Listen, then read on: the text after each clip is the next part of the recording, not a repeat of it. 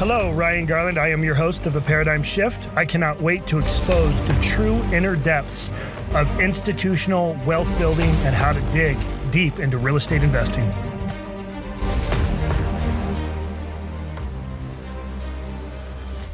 What's up, everybody? Ryan Garland here, your founder and chairman, your favorite founder and chairman in the whole entire world. But as you guys know, I like to bring on special guests, and some of you that have been kind of binge watching and listening to my podcast, we have Joe Roman here, which is my videographer and partner in the company. And this is really important because he typically pulls out all of the emotions out of me, and he likes to get me to kind of talk from the heart and some of the things that I've experienced and some of the personal side. We've gotten a lot of positive feedback recently on how some of the things I personally have been through. And I think a lot of people in the world just haven't seen that type of commitment to exposing yourself to the world. And I think it's not only filling for my soul and healing me to be able to be real with you, but Joe has a unique ability to pull it out of me when it's nice and quiet at 8:30 at night on a Tuesday night. Is it Tuesday? Yeah, Tuesday night. So, Joe, thanks for joining me, buddy. I really appreciate it, as always. Yeah, of course. And I think with our last Mask Off podcast, I had said definitely going to do a part 2 to this, and I believe that is the number one performing podcast episode we have. And even though we've done stuff with Jordan Belford, Rich Summers, which are great podcasters, I think our brand and our vision with growing this company, it's important for the investors, the listeners, and the followers to understand the true self behind you and how you operate, what your mindset is like, personal and business. So I'm looking forward to diving into some of these questions I want to pull out of you and get a deeper dive of the nuts and bolts, literally and physically, how you operate, what are some things you've gone through, and some of the storytelling that you've recently, came by with your traveling from state to state. So looking forward to this, and let's get this started, baby. What's cool is that a lot of people always ask me about, some of my life experiences. They'll see certain snips on social media and go, man, that really happened. And, a lot of people keep asking me to share more. And I tell people from when someone put a gun to my chest and pulled the trigger and the gun misfired. Down to the experiences I went in when I was in Mexico. And I've, the people TPing my house, and the stories just kind of go nuts. Right. And so, I love being able to share that side of me because it makes me not only more human, but there is my life has been wild, and being in the space that I'm in, private equity, fast paced, money doesn't sleep, that whole 9 yards. It is true, man. You are going a million miles an hour. You never sleep, really. It feels like, right? So, I think, I know today you're going to try to do more emotional, kind of some of the personal stuff that I've really gone through, especially certain traumas. And I think that's relevant because I think a lot of people they need to feel like they're not alone. And that's what I want to deliver today. So I know you're going to ask me questions I have not gone over. By the way, guys, the way Joe and I work, we never go over a script. We literally go from the heart. We'll sit down and he just starts asking questions. He's been with me for 4 years, going on 5 years, and he just knows everything about me, from my past marriage to my existing marriage to my kids and how I raise them, and, employees, and shifting through the pandemic and all the wonderful and painful components to my life. So he has an ability to pull things out of me, and I'm hoping I can add a lot of value and to show you that I'm a normal person. And I got a big heart, and I'm here to love and give. And I really want to just keep pouring that into people because that's the currency for me. I love it. Let's go, baby. Let's go. What were you just doing right now to get you in the mindset to speak from your heart, speak from the demons you've overcome over the years? And how do you kind of mitigate that into what you're going to do and or get through your day? Very rarely do I have time to meditate and have some downtime and have some quiet time. And there's a couple piano acoustic songs that I listen to. And I listen to it when I do all my writing when I'm on the plane. And it's really ironic how music can pull a lot of emotion out of you depending on where you're at. And so I listen to those few songs and I think of everything. And I've been listening to them for years. So a lot of it really mostly would stem around family and missing my kids and traveling and so forth back in the day. Now it's more, the emotional stuff of everything I have on my plate, whether it's work or family or stuff I'm going through, But for me to get into like a real vibe to deliver the message that I want to, through these podcasts or, spend time with people and really try to connect with them, I have to try to quiet down the noise. And so that music usually gives me the ability to quiet that down. Right. With all the stuff that you've recently gone through, from the shift in the company to your personal life, what are some key motivational scriptures, quotes, or things you live by in times that are challenging from both ends, company and personal? What's crazy is that I feel like I'm going through a lot right now, but I feel like I've been through worse. And so I always would think, going from my first marriage into my second marriage, my first marriage, my first divorce was so hard on me. I think when you're going through your first divorce, it feels satanic, feels dirty. You go to the courtroom and it's filthy, it's nasty. You hear other people's stories. It's just not a good family.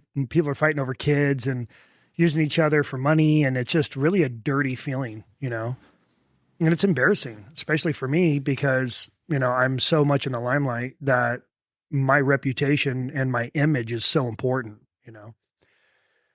And I think that was probably the hardest time in my life at that. And also 2008, all at the same time. I had my accident, 2008, had my first son, all that stuff all in one shot. And it was really hard. So I've learned to have faith. No matter what, you'll get through it. And I think what happened is when I found my second wife, I was so intoxicated with in love with her that I believed in love again. And I think having faith is important. So, scripture, I think it's Proverbs. It talks about hope deferred makes the heart sick, but when the desire comes, it's a tree of life.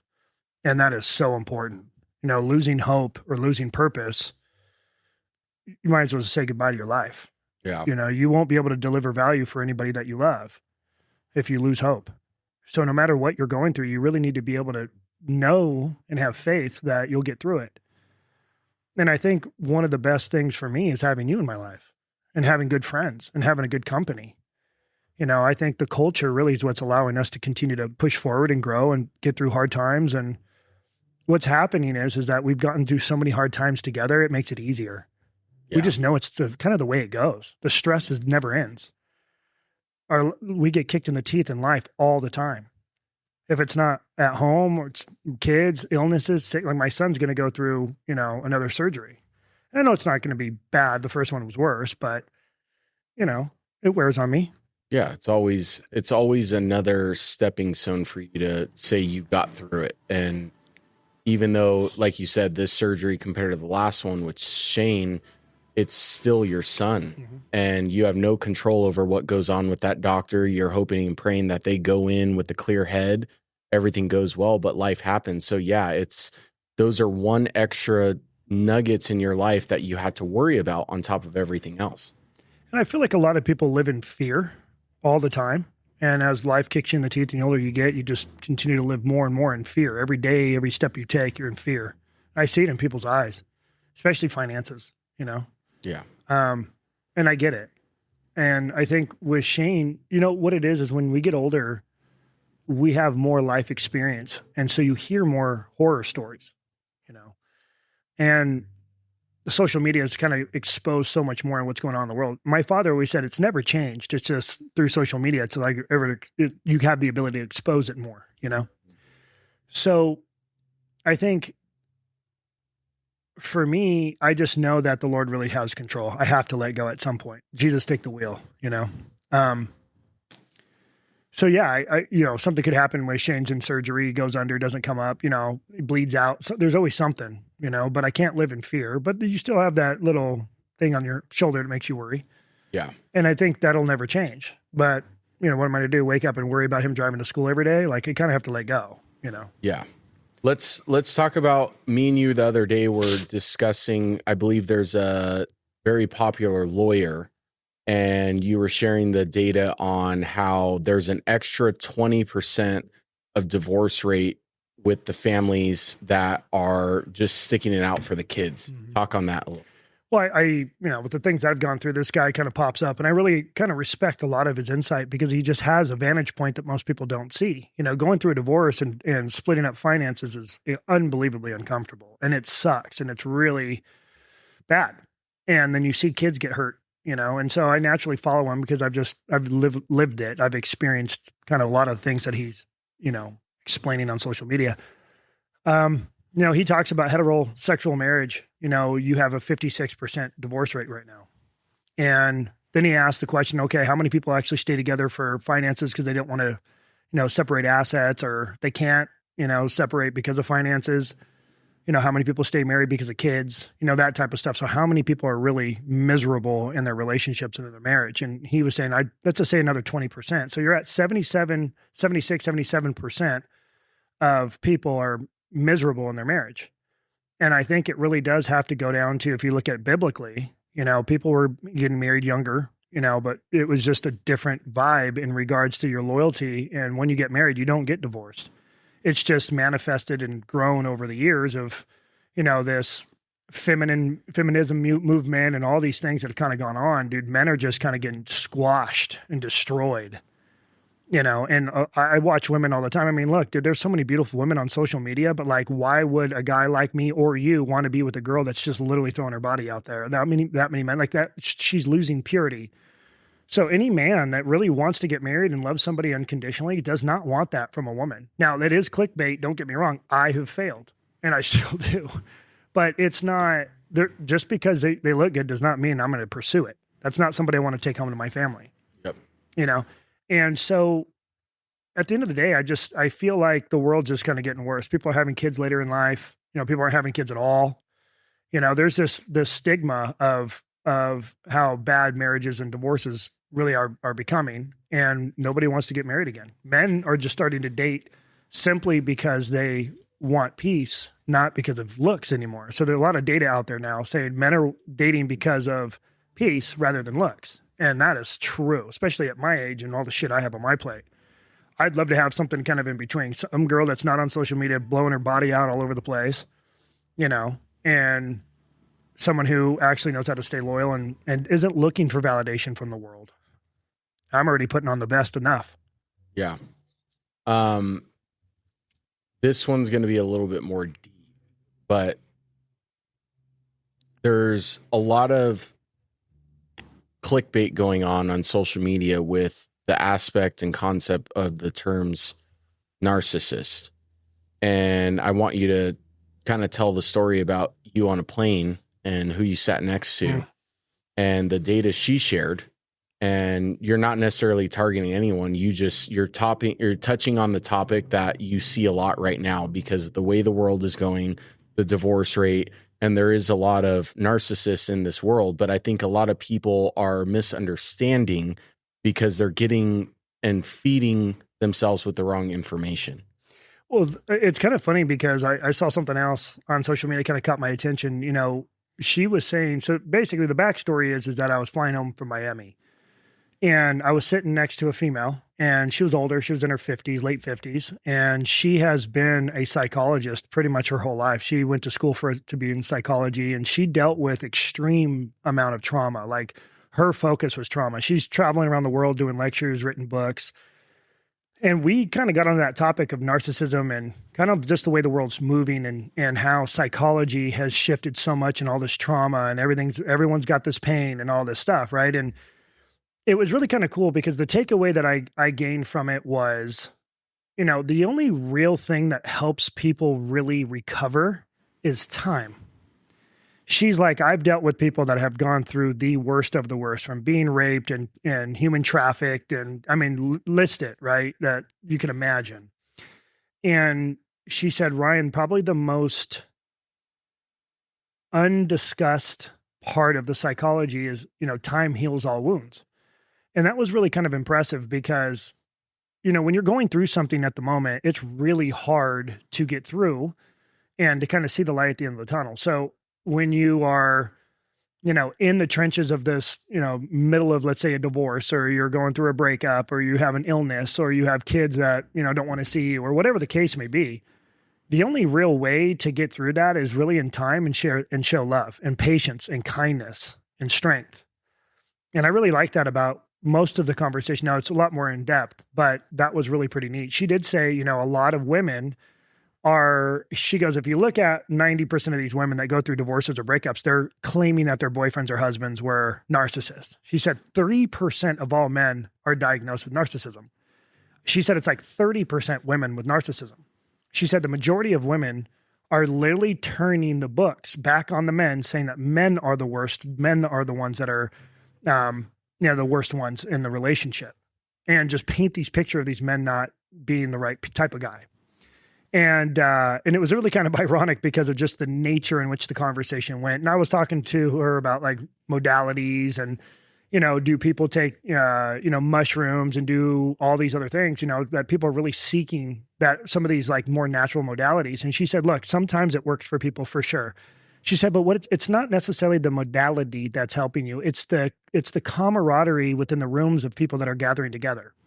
She said, you have other people that are all kind of congregating together that have gone through a lot of hard times. And so their compassion and love for each other is just so high at that moment because they're all there for the same reason. It's like going to church.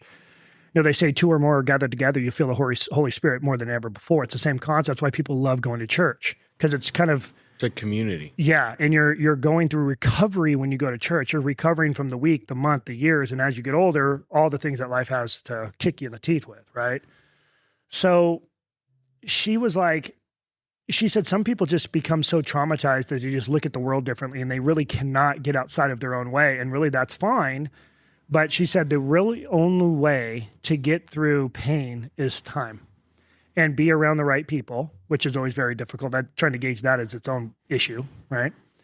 But she said really being around your loved ones and keeping your circle small and being quiet and traveling and staying busy and allowing things to kind of settle down, but also have hope, have a mission, have a goal. She said, that's my number one focus is once I kind of hear everybody when they're pained, I give them homework to do. I give them something to do. I give them a mission. I give them things to read up on and study. And there's little triggers and little messages and little quotes. That's why on social media, quotes hit so hard for people. People are healing by scrolling and watching those quotes. It's true. I feel it. So she's like, that's really what it comes down to, is just being able to put people in enough room to be able to speak, get it all out, be in a safe place, and let time go by. Of enough of that practice will help people heal and move on from whatever pain and trauma they've had. Yeah. What is your take on people and employees, past employees, current employees, or friends, family, that are givers and takers? And what is the difference in your mind, and how do you spot it? I think I have a unique vantage point because I'm ultimately putting a pound of flesh in every relationship that I come across, whether it's a sub giving somebody a chance or an employee. I can look at a resume and let's be honest, it's not worth the paper it's written on. People can show well and sell you and wear a mask for a while, but that mask will come down. I think the world's missing loyalty a lot. I think the world's becoming more selfish. It's all about what you do for them. If you look at California law, look how much the employment law has changed, where it's really in favor of the employee over the employer. Employers are getting their asses handed to them all the time legally. It's just the way the world's moving legally, government-wise. Social media is doing the same thing. It's all about me, pictures of me, selfies, what I look like, what I got. I fell into it too. So I think what I'm realizing more and more is that that's standard human nature now. So I got to weed it out, right? I kind of have that. I was talking to you about it earlier. We kind of have a turnover rate. It's 19-1. For every 19 employees I hire, one of them sticks. I feel like that's like the divorce rate or even the dating rate. You kind of, date 20 people before you find the one that you really want to end up with, right? It's kind of the way it goes. I think that's the same thing when it comes to employees. I think it's the same thing when it comes to friends. I think it's the same thing when it comes to other aspects. Gyms. I go to gyms all the time. I'm like, this gym sucks. Okay, found one. Yeah.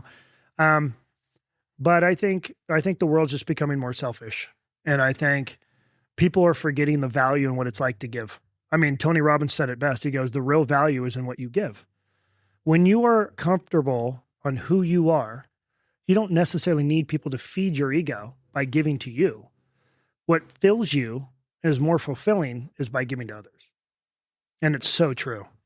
And because now as a father, and as a husband, we kind of die on the sword every day to give.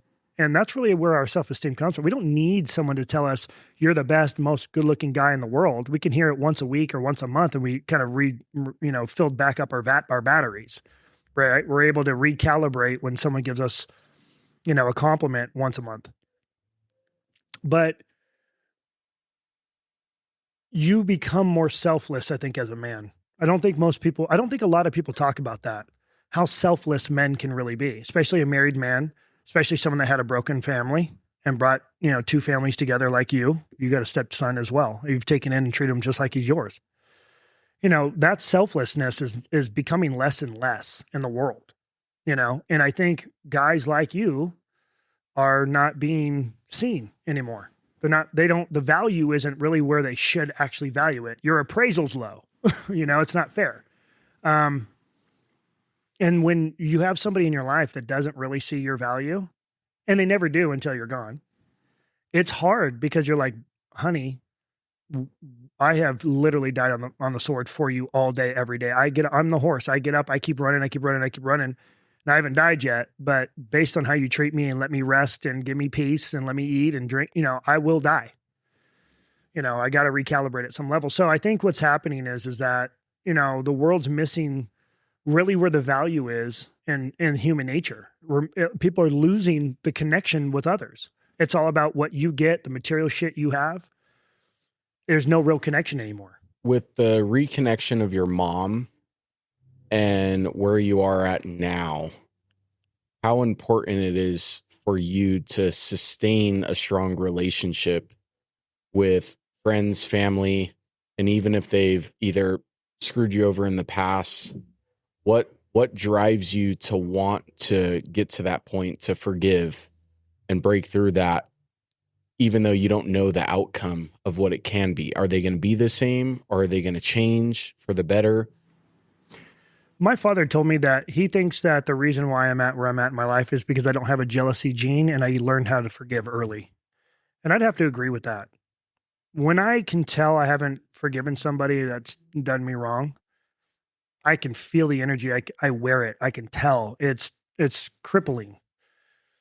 The sooner you shed that skin, old skin, normally it's old, somebody did you wrong, you can move on pretty quick. And it's like when you shed that skin, you have new skin. It's a great feeling. I think with everything that I've been through, man, and as you know, one of my employees sued me for $14 million, which was so wrongful and it was hurtful. And in fact, what's wild is that I realized how much something like that could actually really affect your company. I mean, a lawsuit from California, an employment lawsuit, it's gnarly. What keeps me going is, now this was years ago. He reached out to me the other day and apologized and said I should have never done it. I wasn't in a good place. And when I answered the phone, I was like, I couldn't believe it was him calling me. And I answered it. I said, okay, we could be friends. And that was how I answered it. And I wanted him to know that it didn't faze me. I'm here. I'm still going. And I'm going stronger than I've ever been before. Just kind of a masculine, hey, man to man, dude, like, we're good, but I'm going to keep my hand on your forehead. What's up? What do you need? Sure enough, you needed something. I'm always the guy that everyone calls. You wrong me, but yet I've been approachable enough to be able to call me when shit hits the fan. It's wild how much that's happened. And in fact, I was telling somebody else this the other day. I'll say it this way. If you were to look at why I've been able to keep my exes, my divorces, in good standing with my good relationships, is because I gave them money. When you look at when there's an ugly divorce, an ugly separation, it's always about money. No matter who did who wrong, over time that kind of fades, but then it really becomes about money and lifestyle. Since I kept the lifestyle going, I received peace because I don't care about the fucking money. I care less about the money. I wanted something deeper and more purpose. So if you care about the money and you're going to create a fight over money, and I'm so willing to let it go, I got the leg up, dude, because I can shed that skin and move on a whole lot faster when it's all about money. I don't need it. My purpose is the hunt. of being a man, doing what I say I'm going to do, feeling good about myself. It's never been about money. It's about the hunt. This business, it's about the hunt. I don't care about the money. The money will follow. But look at the camaraderie within the company. I mean, dude, we have the best journey ever. But it all starts with how we handle ourselves personally. Right? Yep. And I think that has been massive for me. I thought about it today, Joe. I didn't think about putting it on a podcast, but I figured, you know what? If I can share one thing that has helped me get through my divorce somewhat seamlessly, is because I was willing to give them more than they're willing to be awarded, or what they would be awarded in court. Take all my stuff. I'll start over. I've done it before. I want you out. If you are going to be that person that just wants money, here you go. See you later. Because the sooner I hit rock bottom, the faster I bounce back. Nobody understands that. People are missing that. All the stories that I hear all the time, these single women and men, every woman says the same thing. My ex is horrible. He doesn't see the kids. Doesn't give me money. It's all the same. But what if I sat there and looked at you and said, well, maybe he doesn't want to give you money because you don't let him see the kids? How vindictive are you? I've lived it. I know what that's like. I see it. I can smell it now. I can look into someone's eyes and tell that they don't have the integrity to do what's right. They care more about image and they care more about money. And that is really a disgusting part of human nature, because they're so selfish that they're willing to hurt others because of that. And what's wild is that's not what life's all about. What life is all about is giving. Because at the end of the day, what are you gonna wish for on your deathbed? Time with your family. You won't care about the money. That's why so many wealthy billionaires, if they don't have a family, what do they do with their money when they're dying? They donate it to a cause. They want it to go to something powerful and impactful. They want to make a difference. You know, women with cancer, whatever the foundation is, that's what happens. Yep. And I just don't understand why people are missing that component. But to be honest with you, I stopped trying to care about why the world has done that. And the reason is because I'm not that person. There's more people the other way than there are like me. I say it humbly. But I will say, you have to look inward and go, well, how did I get here? I think it has to start in practices, my mind, my disciplines. We hear it all the time. I give a lot. Yeah, you do. And a lot of people take more than what I'm willing to give, because I give more than what people would ever receive from anybody else, for the most part. Yeah, from friends, family, to even your own business. Mm-hmm. But I don't look back. If someone doesn't work out or didn't honor what I asked them to do, or whatever the case may be, I'm able to walk away with a completely different feeling than they will. They're always going to be upset and mad because the well dried up. You know? But let's put it this way. Joe, you came from nothing, bro. Bree came from nothing.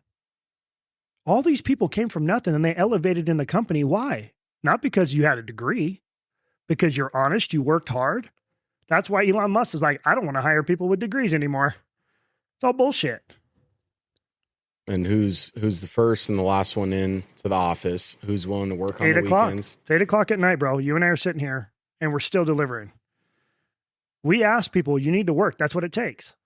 You say you want something. You say you're in a financial bind. Work. I can look people in the face and say, this is all you need to do is put in the work, stay active, have hope, have a mission. If you put in the hours, it works. It's the same thing as, startup capital with seed capital. Someone comes to you and says, hey, I have this great idea. If you have numbers, okay, this amount of calls, these amount of leads, this amount, it's facts. It's data.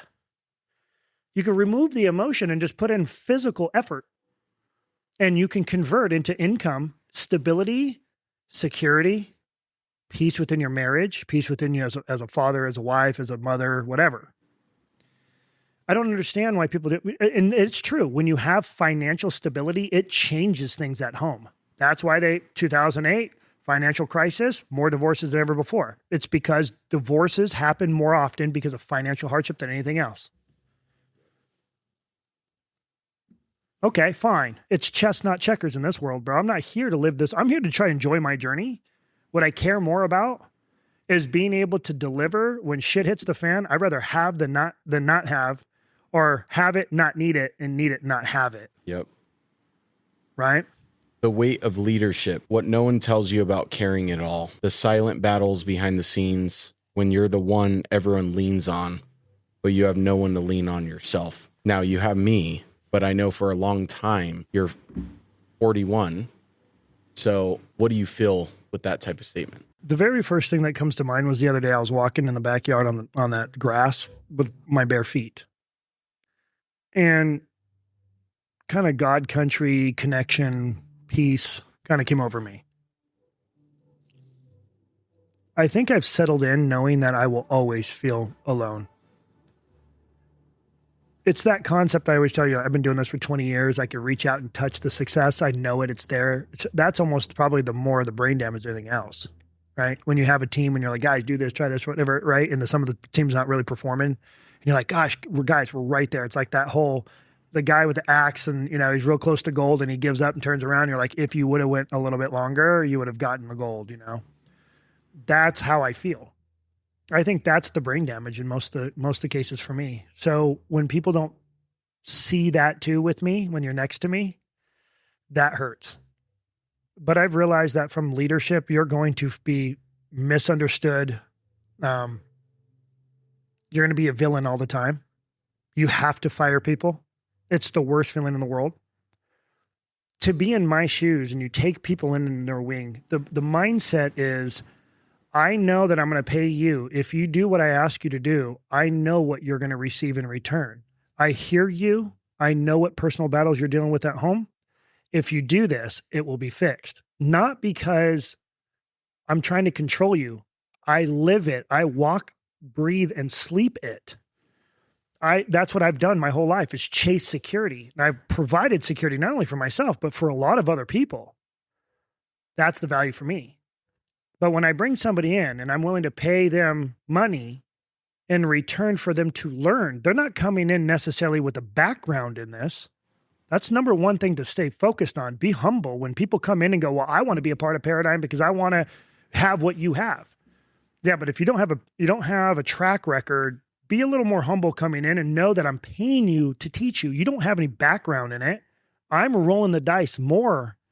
And really, if you don't have a background in private equity, you don't understand the culture. The Wall Street, waking up in the morning, you're going 1,000,000 miles an hour, right? That, like, money doesn't sleep. This is a completely different game than being a cop and being a firefighter or being a nurse. Like that has its own, nightmares. Everything has its own culture. The reality is our culture is never shut down. If you're going to be successful, you don't shut down. You don't look backwards. You only move forward. You have a mission, and by all means, you're going to accomplish that mission. You have to go in this with this pit bull mindset, man. If you don't, you're going to fail in private equity in the capital markets, depending on what you're trying to do. The world's burning every which way you turn. The market, politics, interest rates, real estate, whatever. I mean, crypto, stocks. I mean, dude, everything's burning. How do people survive? It's because they're willing, they're nimble, they shift, and they make it happen. So when you bring people in, you're trying to teach them a culture.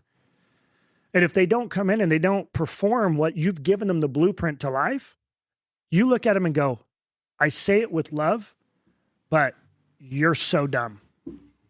Yep. Because I'm literally giving you the blueprint, which everybody wants. It's like when you go to church and you're going through a hard time, what do you turn to? The Bible. There's your blueprint. So you have faith in the blueprint. You have financial hardship. You're just, in essence, render to Caesar, which is Caesar's. You're on this world. You got to play the cards of this world. Here is the blueprint on how to survive and make a living. You're under my wing now.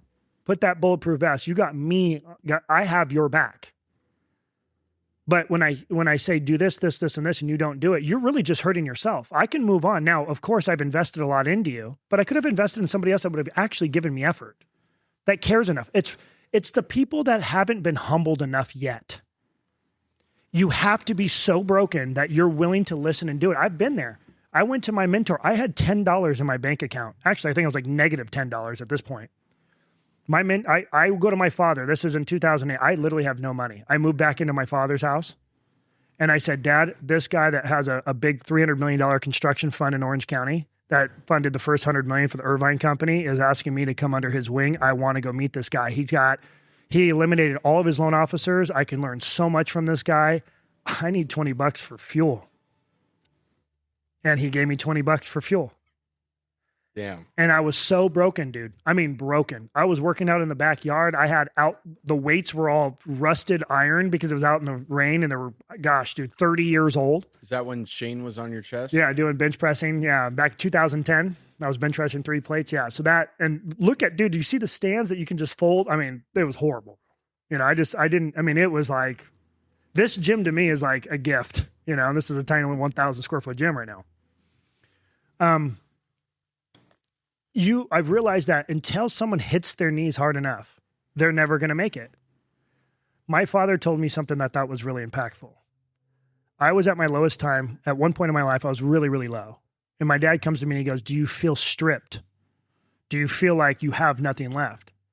I said, "Dad, I can't cry any harder. I don't know if I can cry anymore. I have nothing in me. I'm so heartbroken. I can't put food on the table for my family." He looked me dead in the eyes and said, "God can't paint a masterpiece unless it's on a blank piece of canvas." Say that again. My father told me, he goes, "God can't paint a masterpiece unless it's on a blank piece of canvas." That's why your tattoo artist never wants to go over someone else's tattoos. They want to go over a new piece of skin. They want a blank canvas to make it beautiful. And that hit home for me. That changed my entire life. It's the same thing that lady talked about when it came to trauma. People go around other people. It's certain verses that can change your life, certain conversations. I can tell you right now, I've sat in bars and met certain people that have said certain things to me that have stuck with me for the rest of my life, changed my entire direction of my career, how I handled certain things, who I used, what attorneys I used. I mean, I've had so many conversations with so many people that's changed my entire life. It does the same thing in healing. And that was probably the most powerful moment, realizing if I hit the bottom, that's when I get to start over. Blank canvas. And there's nothing better than knowing you get to start over. If you can hit the rewind, start over button in your life, how many times would you have done that? Now, separate from your kids and your wife, right? But what I'm saying is so many decisions that we've all made that if we wish we could have started over, we would. But I almost, with me reading more, I look at the other side of the fence on that, we wouldn't be the people we are today, because if we just rewinded and started over, now it's another thing to be like, hey, well, I want to keep the knowledge. I don't want to forget. Yeah, exactly. But in reality, you know, it's almost like time is everything. Mm-hmm. So the more time we spend with our failures, our trauma, and being able to continue education, what we went through, to then break through those barriers, and then going into being a father, a mother, you can then pass that generation of knowledge to your kids to help them mitigate their future. Yeah. You know, it's kind of wild because my ex-wife does a lot of healing, right? She does a lot of modalities and kind of deals with Reiki and so forth. And there's a lot of those things that I actually believe in, I think works for a lot of people.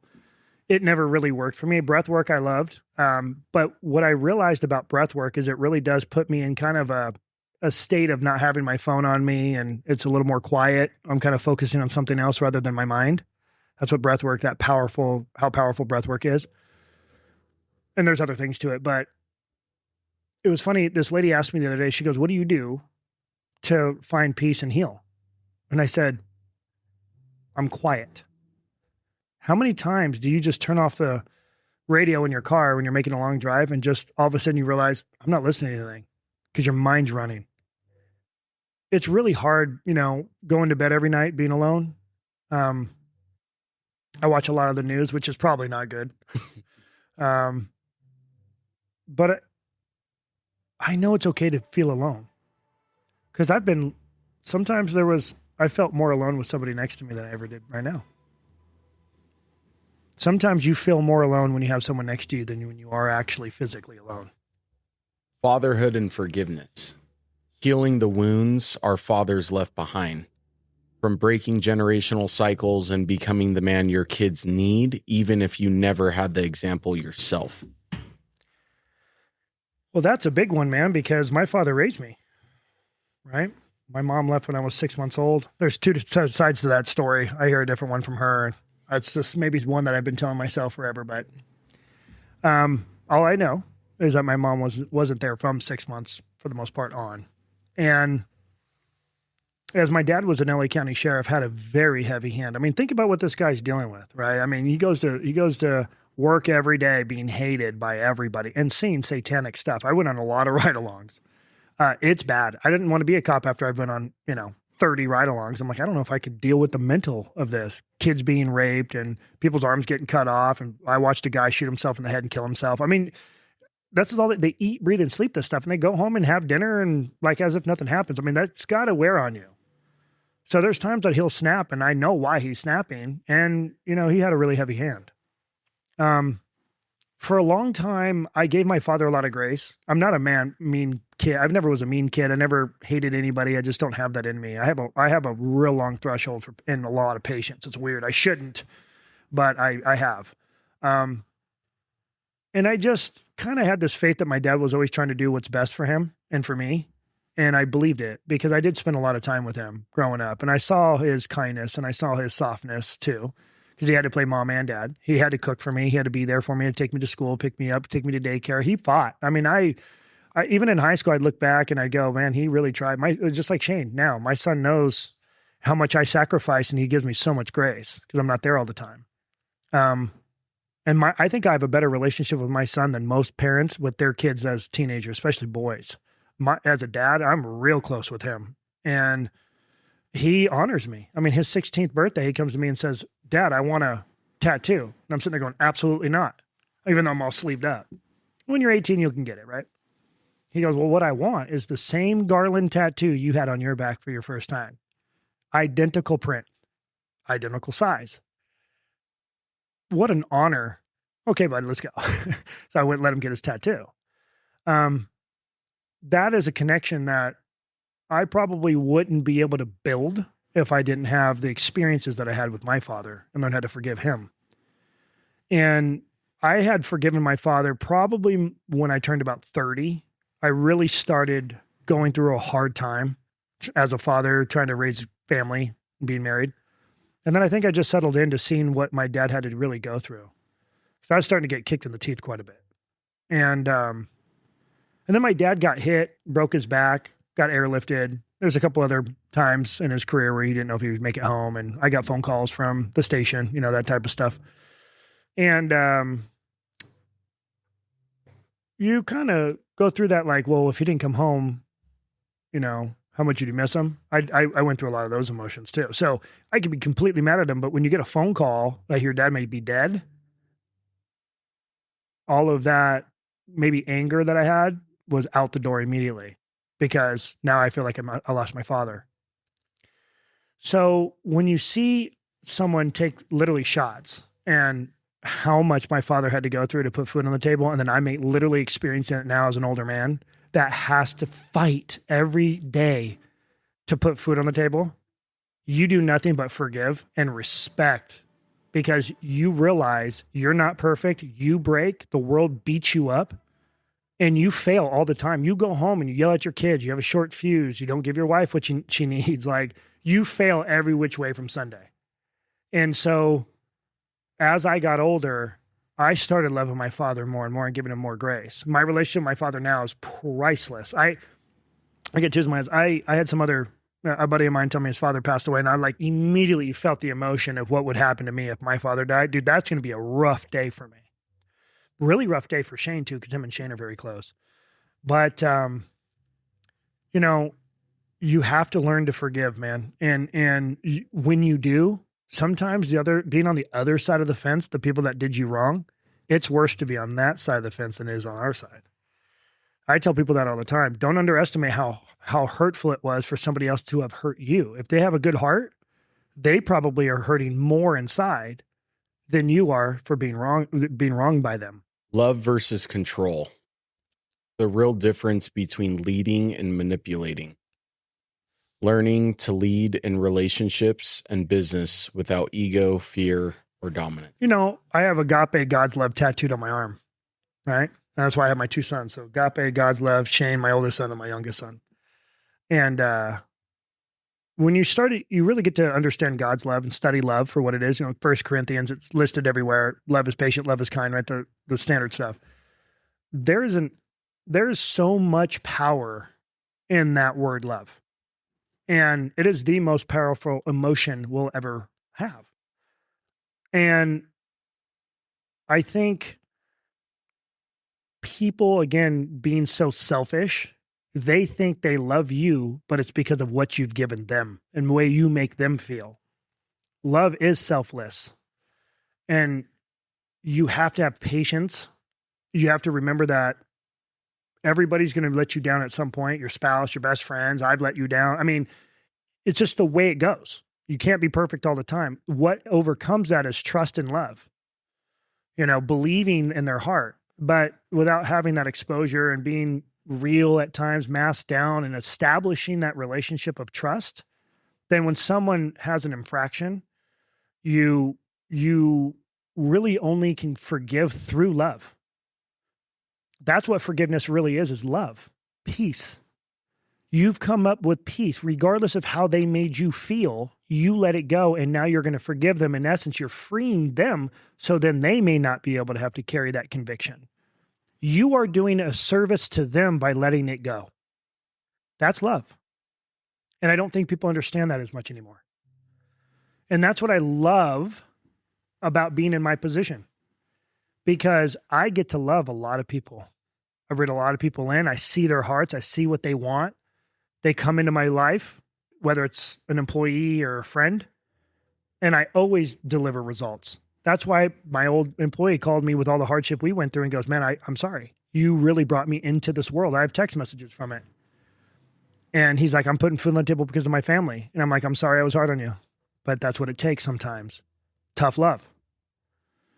Everyone calibrates differently. Everybody reacts to certain different things. And I think the difference between love and control is really what you give rather than what you receive. If you know you're giving more than what you're receiving, you're on the right track. Sometimes that's an uncomfortable feeling. But as a husband, you're going to know that's how it goes. You're going to accept the fact that you have to die on the sword and you're going to have to give more than what she gives you. That's why it says in Scripture, a woman needs to respect you, not love you like Christ loves the church, the unconditional love for your wife. It's two different worlds. She's supposed to treat you a specific way that gives you the power to keep moving forward. You are fighting the world. You got bullets and you're dodging the world. You come home and you're still dodging. For her to cast stones at you and judge you for breaking at times is really unfair, because she has no idea what you're going through every day out on the streets. You come home to your kingdom. That's your safe place. If she's not providing love and peace and kindness and sweet, dude, like it's going to fail. I've lived it. So love is about delivering value to other people, not trying to receive so much. And when you feel like you're giving more love than receiving, you're actually on the right track. That's what you're supposed to do. That makes you humble. That keeps you going. It means that you have the confidence that you're doing it right, and it allows you to want to keep chasing that conviction of doing things right. Because when you create a momentum of doing things right, you're probably going to continue that momentum. So if that's your heart and who you are, and you strive to do things right, and you care about loving others, and you want people to see you that way, like genuinely want people to love you back because of how you treat others, and you're chasing that connection with people and that reputation, there's nothing better in the world than to have a reputation that says, you're an amazing man, you're a good father, you have a huge heart, and you give to people. That is real currency that will allow you to keep going, because you're on the right track of being a father, being a husband. Just by those words alone, Joe, you could literally, you're out here driving your car, leaving at 5 a.m, dealing with all the stress that we're dealing with. But one person can look in your eyes and say, you're a good husband, you're a good father, everybody loves you, you've done so much for other people, and you have that reputation. That allows you to keep going. 30 seconds allows you to keep going for a year. Fills your cup. Dude, where the fuck is that anymore in the world? But people don't understand that's how simple men are. That's how simple it is for a man to feel loved and appreciated. And I will tell you what, A man stays where there's peace. It's not about looks. If a man feels like he's receiving peace and someone loves him unconditionally, his loyalty is higher. That's why they say gay marriages, when a man to man, the divorce rate's like 25%. Woman to woman, it's like 76%. Heterosexual, 56%. It's crazy. Men naturally are more loyal. Men naturally thrive in brotherhood and having a village because they're not necessarily as prideful. You have a job, I have a job. That's why you go out and you see the military. That's your job, you do that. You have that job, you do that. It's easier for that. It's not emotional. The mirror tests, facing the version of you that you don't post online, confronting your insecurities, pride, and pain behind the persona. As far as you being, I don't consider you as an influencer by any means, but the power of social media, you have been able to build a brand that people can trust in you. Mm-hmm. And I think doing stuff like this is allowing you to not expose yourself, but again, we've talked about this in the past, bringing the mask down. So how do you break through that, knowing one post, just like the elections, one shift in the market from, a tweet from Elon or Trump could change everything? How do you face that and view that with the way you run your business, but also how to still keep that fine line of building that trust and transparency with your followers and potential investors? I think I have a different connection with my clients because, and I don't really let the world see that much of really how soft I am, because I tell people this all the time. What kind of, if I'm managing your money, what kind of manager do you want? Do you want a little suit and tie guy, or do you want a pit bull to protect your money? Because the question is how much do you believe the world's burning right now? And every client and investor has fought tooth and nail to build the wealth that they have, and they can't afford to lose it. So what they see in me is this kind of pit bull that has knowledge. I'm in the middle of my career, 20 years of experience, got a track record. Like, it all matches because they all remember, because most of my investors are boomers, what it's like to be my age. Some of them have kids my age and go, my son is cranking. He's destroying it right now. So, there's a lot of those conversations happening. But when you have conversations with your clients, and what I tell people all the time that are trying to do what we do is your connection with your clients has to be full transparency, because what they're going to do is undress in front of you. I've done mortgages forever. I've seen people's finances, which is the most uncomfortable feeling for people to get into. You had to learn how to become, how to be able to make people feel comfortable to undress in front of you. It's like being a doctor. When you're in front of your doctor, do you care so much about being undressed? Probably not. But if it's someone that's not a doctor, it's a chiropractor, and they ask you to get naked, you're like, why? Yeah. Okay. So you become the doctor. And the only way to help people navigate life and retirement is to be the doctor. I can't diagnose if you don't tell me what's going on. So when you go into a relationship building, typically to get someone's walls to come down, you have to let yours down first.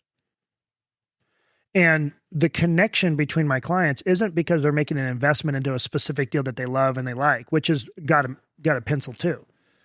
But it's me. It's the vision, my knowledge, the way I see the world, my beliefs, me as a father, me as a husband. That's why I'm so open about listening to certain things on social media, whether it's rap or country, and I go up and down. No one cares. No one cares. Everyone sees me as just a normal dude, which is what I want. I'm just a blade of grass. I just have a different way of doing business. And that's really the only thing that stood me out. I answer the phone after 5 o'clock. I tell people all the time, you're not successful because you don't answer the phone after 5. Like, it can be that simple, right? Sorry, what was the question? Where did we go again? It was just in regards to how being able to bring the mask down in a way, and the mirror test, facing the version of you. Yeah. And some people don't post their failures or their struggles or their demons. I think you've recently been able to open up and express more. You've gotten data can show your feedback from your stories of you doing bigger write-ups. So this isn't necessarily saying you're not doing it. It's sharing, you being more open and honest about what's really going on in your life. It's wild because what I learned when I did my documentary on me reconnecting with my mom, when I posted that on Facebook back in the day before Instagram, it went viral. I had literally hundreds of messages that I had to scroll through. And I loved that type of impact. The messages were, because I reconnected with my mom and I documented the whole thing. I mean, I had a videographer follow me to pick her up at the airport. Right. I mean, I was so nervous, and we had that on camera, me talking about how nervous I was to see her. And, she hasn't met my kids and, my wife and all these things, a lot of emotions. And so I didn't know that was mask off on that, And what I realized is how much that helps others. And the messages I was getting from, I need to connect with my mom or my brother or my father, and the stories I was getting, man, I just realized that there were so many people out there hurting in the same situation, which made me feel good that I'm not alone. But I think, again, that feeling of giving back, when you give, that's where the fruit is. That's the currency. So I've had enough experiences by being able to be comfortable with letting myself kind of expose to the world who I really am, or certain things in my life. And the feedback I've gotten has only given me more fuel to want to keep going. And the more I'm honest about things that go on in my life, the more people trust me, no matter how bad it is. Even when I say I made the mistake. And I think what it is people are going, no one does that anymore. Everyone's hiding behind the smiles and the cars and all the material shit on social media. Think about social media. It's always about the good things you are posting about your life. It's not about what's really going on. Really, some people get comfortable and are doing it, but not that much. Really, social media is about bragging. It's all about bragging. It's what that is. Yep. So I'm going to change it up. I'm doing things differently now, right? I'm looking at how we do our business. We're paradigm. We're unorthodox. We shift, and that runs through my veins. So the more I do things differently, the more I stand out. If I'm trying to build awareness of who I am and build trust with people, it starts with letting your mask down. So that same point, with building relationships with people, sometimes to get their walls to come down, you have to let yours down too. Mm-hmm. I can let my wall down on a 30-second, 1-minute post and create hundreds and thousands of connections. It's powerful. And how many people do I help? The amount of messages I got the other day was impressive. It's only giving me more fuel to want to keep going. But I wanted to talk on something I thought you'd probably really appreciate. Because you asked me this in the past about the mirror.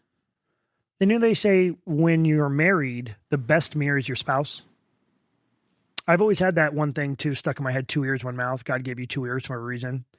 I've also I try to play the real husband card, give, and, don't ask for much. And you're here to support and love and kind of just have unconditional love and not allow your emotions to get involved in a lot of things. And so I've been pretty strong for a long time.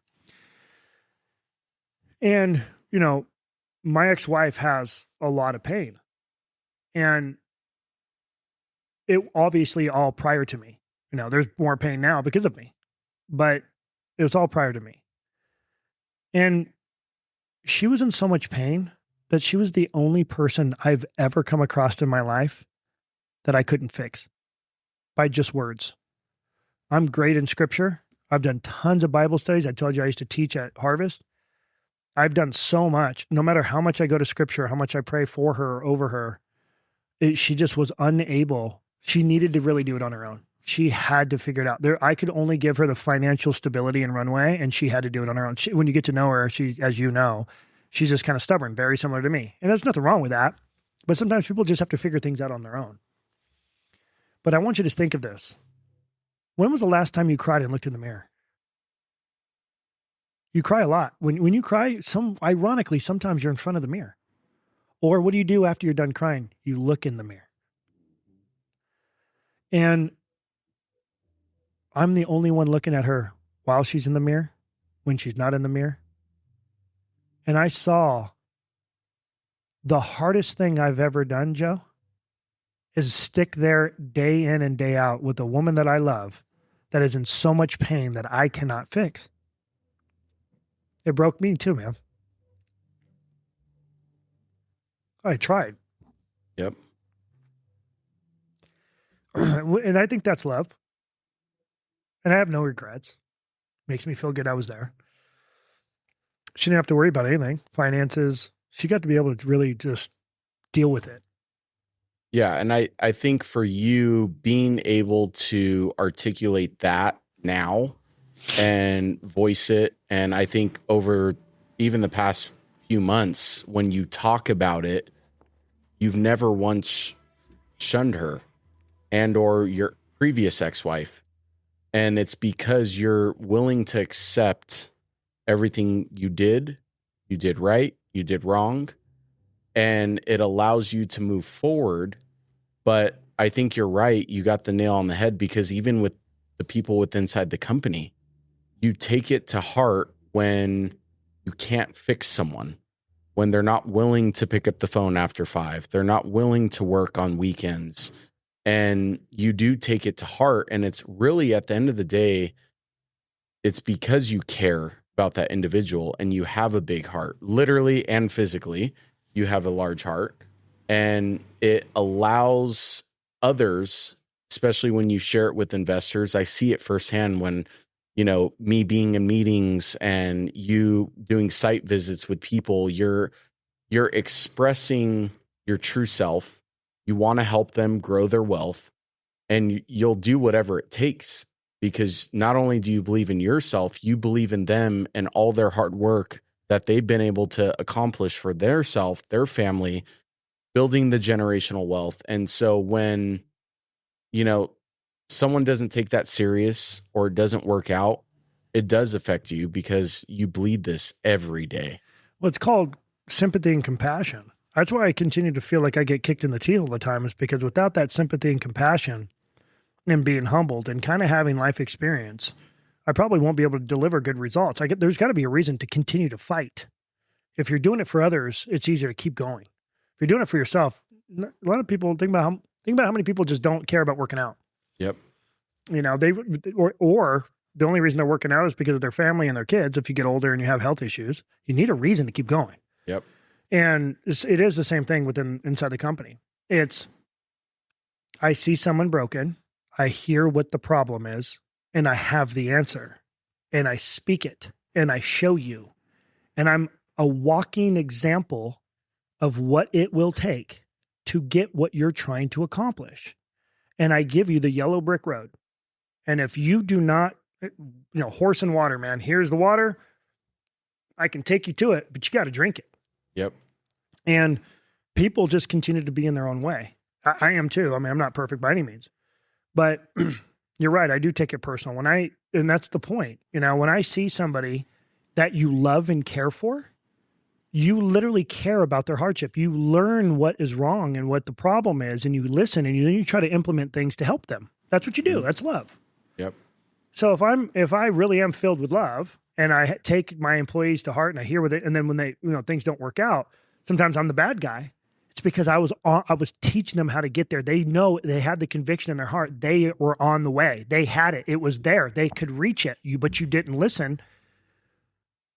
And I can only put up with it for so long. Yep. I don't care who you are. That's how it works. You can only help people for so long if they're not willing to help themselves.